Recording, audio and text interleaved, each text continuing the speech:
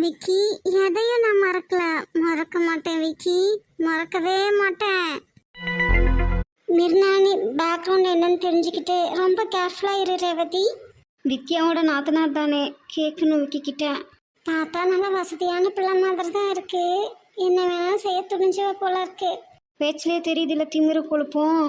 அப்பா அப்படியா தான் இருக்கும். நீ மட்டும் குறைஞ்சவளா என்ன இருந்தாலும் உங்கள் அப்பா பார்த்துப்பாரு தான். இருந்தாலும் எல்லா நேரமும் எல்லாரும் கூடயே இருப்பாங்கன்னு சொல்ல முடியாதுல்ல. சசி செஞ்சான் பார்த்தியா நம்மளை கூட இன்னும் வச்சு.